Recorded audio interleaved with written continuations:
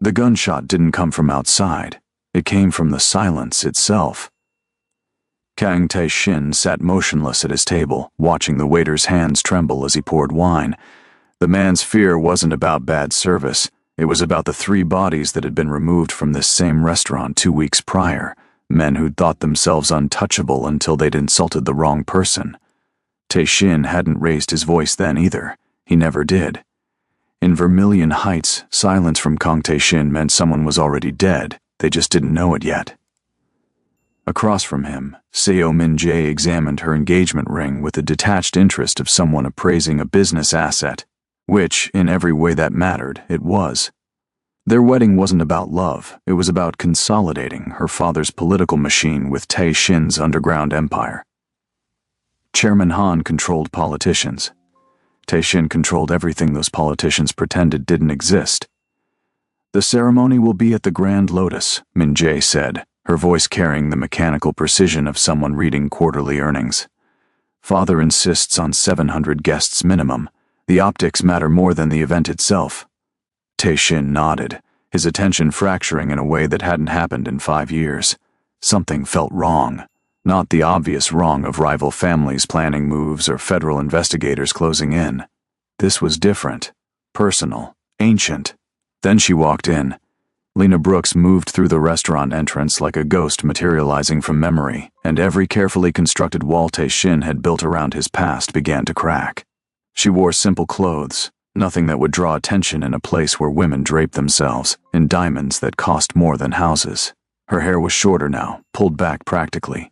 But her eyes, those impossible green eyes that had once looked at him like he could be saved, were exactly as he remembered.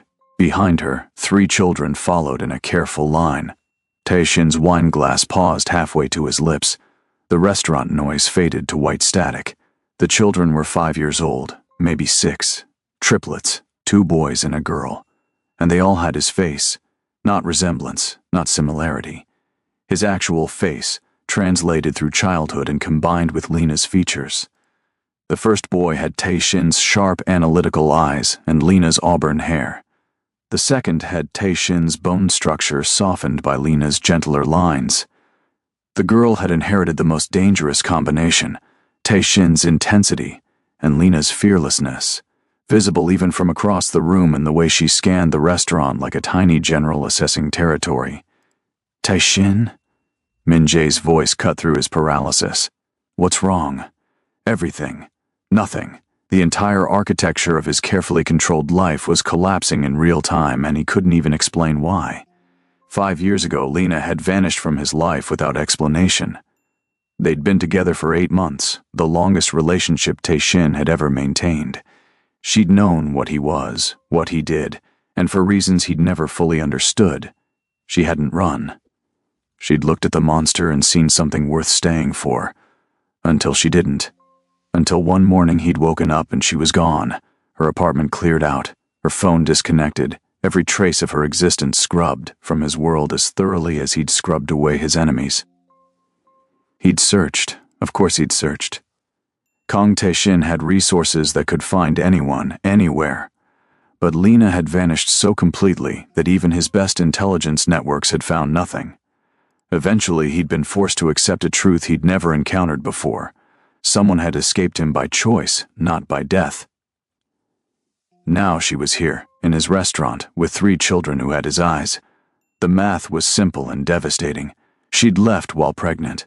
She'd known and had chosen to raise them alone, rather than let them grow up in his world. The realization hit him with more force than any bullet ever had. His children. He had children, 3 of them. And they'd existed for 5 years without him knowing they drew breath. Lena's eyes met his across the room. No smile, no acknowledgement, just a steady, measured gaze that communicated a single message. "I know you see them. Don't make a scene. I need to handle something," Tae-shin said, standing abruptly. Min-jae's hand caught his wrist. Her grip was surprisingly strong. "Business or personal, does it matter? To father, yes. To me, yes. We have an agreement, Tae-shin. I don't care what you do or who you do it with, but nothing jeopardizes what we're building." Her eyes flickered toward Lena and the children, assessing and cataloging. Min-jae was many things, but stupid wasn't one of them. Who is she? Someone from before. Before means nothing. Before is dead. Min-jae released his wrist. Handle it quickly. We have the venue walkthrough tomorrow, and Father expects both of us present and focused. Tae-shin moved through the restaurant with controlled precision. His bodyguards, positioned strategically throughout the space, tensed immediately.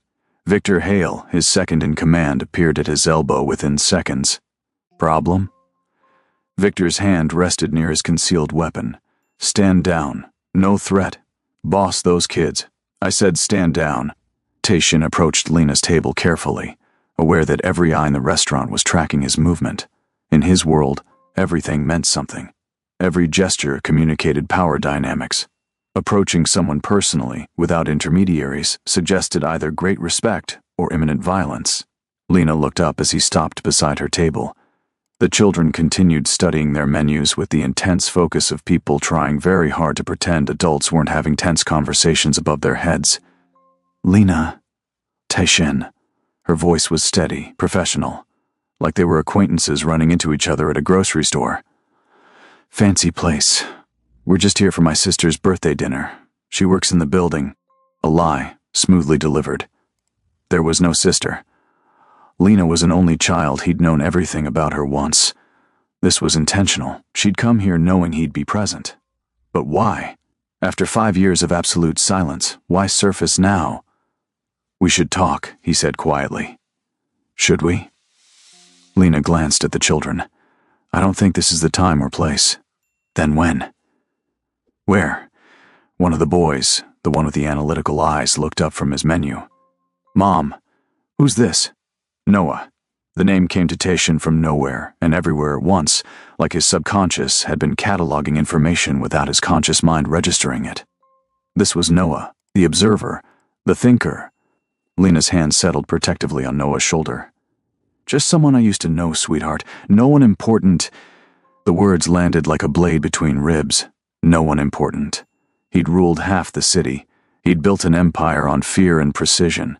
He'd made people disappear with a gesture and moved millions with a phone call. And to his own son, he was no one important. Tomorrow, Lena said, her voice low enough that only Tae-shin could hear. Riverside Commons, the North Playground. 2 o'clock. Come alone. No guards, no guns, no threats. Or we disappear again, and this time, you'll never find us. She could do it too. She'd already proven that once. Whatever method she'd used to vanish 5 years ago, she could replicate it. And this time, she'd take his children with her into that void. I'll be there, Tae-shin said. He returned to his table, every step feeling like walking underwater. Min-jae was on her phone, already typing rapidly. She didn't look up as he sat down. I've informed Father that you had a personal situation arise. He's running background on the woman now. Should have preliminary information within the hour. She set her phone down, her expression perfectly neutral. I assume those are your children. Yes, and you didn't know. No. Min-jae nodded slowly, processing this information with the same calculating precision she applied to political strategy. This complicates things. Father won't tolerate loose ends, especially not ones that could be used as leverage. Children are weaknesses, Tae-shin. They're vulnerabilities that enemies exploit. They're my children. Exactly. Which makes them everyone's opportunity. Min-jae leaned forward, her voice dropping. Do you know what happened to Governor Chen's daughter? The one who made headlines 3 years ago for the kidnapping? Tae-shin did. Everyone in their world did. It had been a message killing, brutal and public. Chen had a son too, Min-jae continued. No one knows where he is now. Chen made him disappear completely, erased every record of his existence, to keep him safe from the same fate. That's what love looks like in our world, Tae-shin. It looks like absence. The next day, Tae-shin arrived at Riverside Commons 40 minutes early.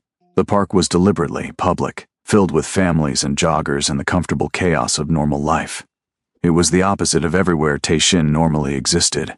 He'd come alone as requested, though he knew Victor had positioned surveillance teams at 3 separate vantage points. Not close enough to interfere, but close enough to respond if things went wrong. Tae-shin found a bench with clear sightlines and waited. The sun was warm. Children played on elaborate playground equipment. Dogs chased frisbees. Somewhere, someone was grilling food, the smell of charcoal and meat drifting through the air. It was aggressively, almost offensively normal. Lena arrived exactly at 2 o'clock, the children trailing behind her like ducklings. They'd spotted the playground immediately, their faces lighting up with uncomplicated joy. "Can we?" the girl asked, already moving toward the equipment. "Stay where I can see you, Mira," Lena said, "and keep your brothers close. Mira, the fearless one." She was already running, the boys following with varying degrees of enthusiasm. Noah headed for the climbing structure with methodical determination. Eli, the quieter one, gravitated toward a sandbox where another child was building elaborate castles. Lena sat beside Tae-shin on the bench, maintaining careful distance. For several minutes, neither spoke. They just watched the children play, existing in parallel silence. "They're beautiful," Tae-shin said finally. "They're everything." Lena's voice carried an edge of steel wrapped in softness. "They're smart, kind, funny, curious about the world. They believe people are generally good. They think problems can be solved with conversations and compromises." She turned to look at him directly. "And I will burn down anything that tries to teach them otherwise. Is that why you left? Without a word? Without giving me a choice?" "You never had a choice, Tae-shin. We didn't have a choice. The moment I realized I was pregnant, I knew exactly what my options were. Raise them in your world where they'd grow up watching violence normalized and fear weaponized, where their childhood would be security details and safe rooms and learning which adults might betray their father." Lena's hands clenched in her lap. "Or leave, give them something normal, something safe. You could have told me." "Could I? Really?" Lena's laugh was bitter. "What would you have done? Let me walk away peacefully? Or convinced yourself you could protect us all while maintaining your empire? We both know how that story ends. It ends with leveraged children. It ends with kidnappings and ransoms and messages sent through violence." Tae-shin wanted to argue, wanted to insist she was wrong, but Min-jae's words from the previous night echoed too loudly. Children are weaknesses, they're vulnerabilities that enemies exploit. "Why come back now?" he asked. "I didn't come back. We never left the city. I've been here the entire time, working as a pediatric nurse, living in a small apartment in Riverside District, sending them to public school." Lena gestured toward the restaurant visible in the far distance, its top floors glittering in sunlight.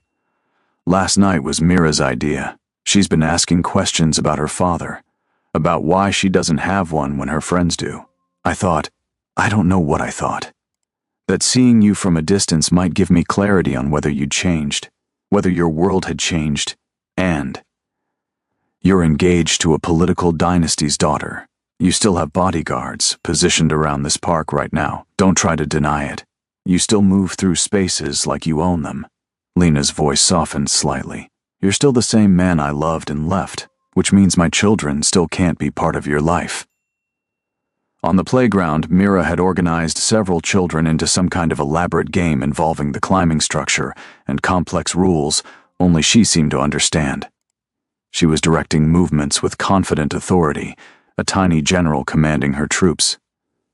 Noah watched from a distance, analyzing patterns. Eli was helping another child fix a collapsed sandcastle, his focus absolute and gentle. "What if I left?" The words came out before Tae-shin had consciously decided to speak them. "What if I walked away from all of it?" Lena stared at him. "People like you don't walk away. There's no retirement plan, no exit strategy. You know too much. You've done too much. The moment you show weakness, everything you've built turns on you. People like me," Tae-shin repeated slowly. "You mean criminals, monsters. I mean survivors who learned the wrong lessons about power." Lena's hand reached out, stopped inches from his arm, then retreated. "I loved you, Tae-shin. Part of me still does. But I love my children more, and I won't sacrifice their safety for any relationship, including with their father. Let me see them. Limited basis, controlled circumstances. I won't bring my world into theirs. Your world isn't something you bring in, it's something you are. You can't take it off like a jacket." Mira's laugh carried across the playground, bright and uncomplicated. She'd reached the top of the climbing structure and was waving triumphantly. Noah applauded from below with restrained approval. Eli had moved on to helping another child, his natural empathy drawing other kids to him like gravity. Tae-shin felt something crack in his chest. These were his children, his blood, his DNA walking around in tiny bodies with Lena's smile in his eyes. They existed in the world completely unaware that their father controlled a significant portion of the city's underground economy. They were innocent, in ways he'd forgotten people could be. "Once a month," Lena said finally, her voice barely audible. "Supervised, public places only. You come alone, you act like a normal person. And the second I sense any danger, any hint of your world touching theirs, we disappear. Permanently." Agreed. They sat in silence for another hour, watching the children play. Eventually, Lena called them over. They approached cautiously, these three small strangers who carried his genetic code and none of his history. "Kids, this is Tae-shin. He's an old friend. He'd like to get to know you better, if that's okay." Noah studied Tae-shin with unsettling intensity. "Mom says we should be careful around strangers. Your mom is very smart. Are you dangerous?" Mira asked with the directness only children possessed. Tae-shin paused. In his world, the answer was absolutely yes. He was one of the most dangerous men in the city. But looking at these three small faces, so open and curious and trusting because their mother trusted, he realized the answer they needed was different than the truth. "I try not to be," he said finally. Eli, who'd been silent until now, smiled slightly. "That's a good answer. Trying is important." The walk back to Lena's car felt surreal. The children chattered about playground politics and sandbox architecture and the injustice of bedtimes. Normal concerns, beautiful, ordinary concerns. They invited him to their upcoming birthday party with the casual assumption that of course he'd want to attend, why wouldn't he? Tae-shin agreed to everything. He'd learn their favorite foods, their interests, their dreams. He'd show up and be normal and pretend he wasn't calculating security risks with every street they crossed. That evening, Chairman Han summoned him. The chairman's private office occupied the top floor of a building that officially housed a consulting firm and unofficially housed the coordination center for half the city's corruption. Han sat behind a desk that cost more than most people's cars, his expression carved from granite. "Sit," Tae-shin sat. Min-jae was already present, standing near the window like a sentinel. "I've reviewed the intelligence on Lena Brooks," Chairman Han said, sliding a folder across the desk. "Pediatric nurse. Clean record. No criminal associations except you. 3 children born 5 years ago. DNA testing confirms paternity with 99.9% certainty. I didn't request DNA testing. I don't care what you requested. I care about protecting my interests. Our upcoming alliance represents decades of planning. Your marriage to my daughter consolidates power in ways that reshape this city's entire structure." Han leaned forward. "And now you have 3 vulnerabilities walking around in public schools, completely unprotected, completely exploitable. They're children. They're leverage." Han's voice was flat, stating facts without emotion. "Do you know why I only have 1 child? Why I ensured Min-jae was raised in secured facilities with rotating security teams and limited public exposure? Because you're paranoid, because I'm realistic. I had a son once, older than Min-jae by 3 years. Brilliant child, destined for great things." Han's face remained expressionless, but something cold flickered in his eyes. "When he was 7, one of my rivals kidnapped him. They sent me a finger, then an ear, then photographs of what they'd done to him over 3 days. They wanted me to surrender territory, admit defeat publicly, bow to their authority." The office was completely silent. Even Min-jae had gone still, like she'd heard this story before, but it never got easier. "I refused their terms," Han continued, "because showing weakness invites more attacks. 3 days later, they killed him. Sent me the body in a box with a note, 'Kings who love their children make poor kings.'" Han stood, walking to the window. "I had every member of that organization killed, their families, their associates, their distant cousins. I erased that organization so thoroughly that historians debate whether it ever existed. But it didn't bring my son back. I'm sorry, Tae-shin said quietly. Don't be sorry. Learn. In our world, love is the most dangerous weakness. Those children are targets from the moment anyone knows they exist. My enemies, your enemies, our future enemies. Everyone who wants leverage against the power we're building. Han turned back to face him. You have two choices. Cut them out completely. Act like they don't exist. Or every alliance we've built, every plan we've made, becomes compromised. Tae-shin looked at Min-jae. She met his gaze steadily. I told you, she said softly. Love looks like absence in our world, and if I refuse, then we have a problem, Chairman Han said. Because I won't allow vulnerabilities to compromise my daughter's future. If you can't secure those children properly or remove them as factors, I'll handle it myself. Cleanly, professionally. They'll simply disappear. The threat wasn't implied. It was explicit. Crystal clear. Chairman Han would kill Tae-shin's children to protect his political empire. Tae-shin stood slowly. If you touch them, everything you built ends. Not eventually, not strategically, immediately. I'll burn it all down. You'd destroy yourself. Absolutely. Tae-shin's voice was perfectly calm. I've spent 15 years building my empire. I can spend 15 minutes ending yours. Test me. For a long moment, Chairman Han studied him. Then he smiled, and it was the coldest expression Tae-shin had ever seen. You're already making choices, Han said. Those children are already changing you. This is exactly the weakness I warned about. He returned to his desk, dismissing Tae-shin with a gesture. You have 1 week to decide. Marry my daughter and abandon those children, or lose everything you've built, including your life. The wedding was scheduled for 3 weeks. The venue was booked. Invitations had been sent to 700 of the city's most powerful and corrupt individuals. Alliances had been promised. Deals had been structured. The wedding wasn't just a ceremony. It was a reorganization of the city's entire power structure, and Tae-shin was going to burn it all. He spent 2 days making calls. Quiet conversations with people who owed him favors or feared him sufficiently. Victor helped coordinate, asking no questions but understanding everything. This is suicide, Victor said finally, reviewing the plan. You're dismantling everything we built. The moment Han realizes what you're doing, he'll retaliate. I know. Those kids better be worth it. They are. The plan was simple in concept, catastrophic in execution. Tae-shin had spent 15 years building networks of loyalty through fear and reward.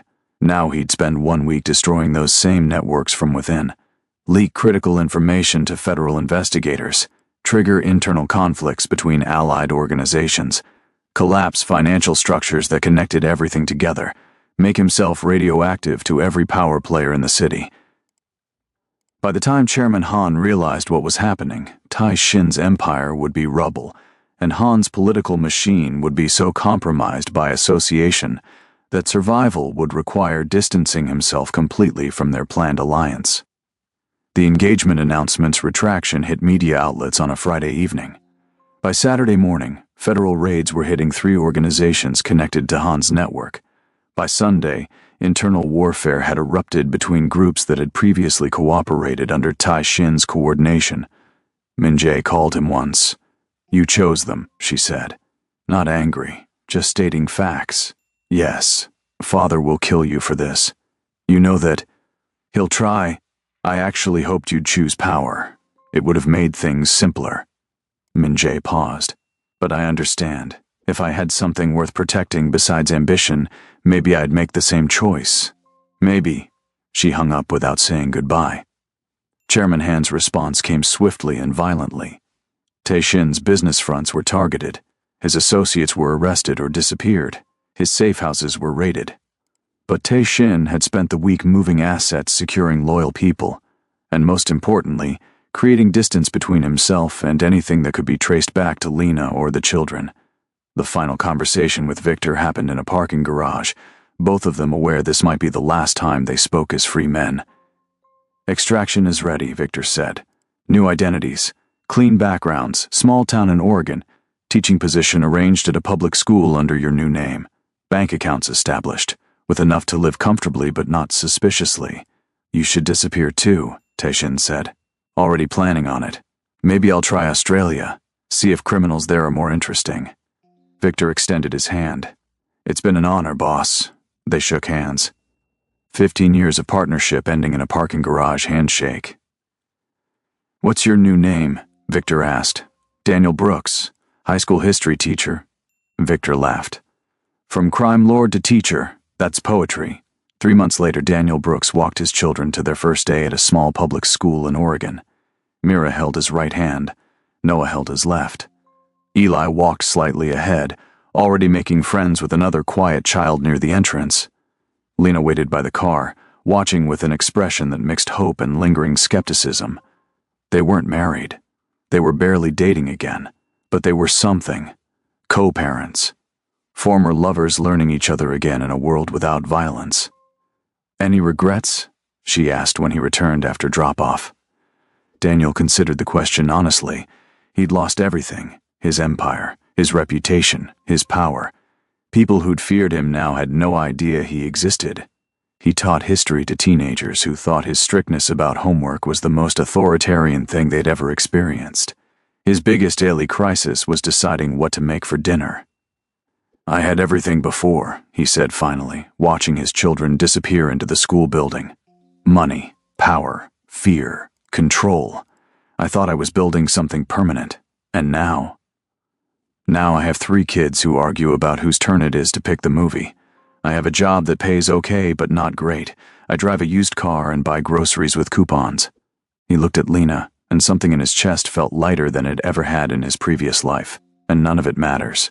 Because they're safe. They're happy. They think the world is fundamentally good because we've built a world around them that is... Lena's hand found his, their fingers interlacing carefully. Welcome home, Daniel. That evening, over dinner that was slightly burned because he was still learning to cook, Mira asked if he'd tell them a story. Not read one from a book, but tell one from his life. Something exciting, she demanded. Something with adventure. Daniel looked at these 3 faces watching him with complete trust. They didn't know who he'd been. They knew who he was now, Dad. The person who helped with homework and attended school plays and made terrible jokes at breakfast. Once upon a time, he began, there was a man who thought he needed to rule the world to matter. He built empires and commanded fear and believed power was the only thing worth having. He paused, letting the story breathe. And then one day, he met 3 people who taught him that having everything means nothing if you have no one worth having it for. So he gave it all up, walked away from kingdoms and crowns, and he learned that being ordinary with people you love is infinitely more valuable than being extraordinary alone. That's a good story, Eli said softly. Did it really happen? Every word, Daniel said, meaning it. The children finished dinner and scattered to their various evening activities, Noah to reading, Eli to drawing, Mira to building elaborate structures with blocks that defied physics. Daniel watched them, these 3 miracles he'd never known he needed. His phone buzzed once. A text from Victor, his first communication in 3 months, still alive. Australia is weird. You? Daniel typed back, still alive. Oregon is quiet, perfect. He deleted the message thread immediately. Some parts of his old life needed to stay dead. If you've made it this far, thank you for watching. This story reminds us that the most powerful thing we can build isn't an empire, it's a family worth protecting. If this story moved you, hit that subscribe button to see more content like this. Drop a comment telling me what you'd sacrifice for the people you love, and smash that like button if you believe redemption is possible for anyone willing to pay its price. Until next time, remember, sometimes losing everything is how you finally gain what matters most.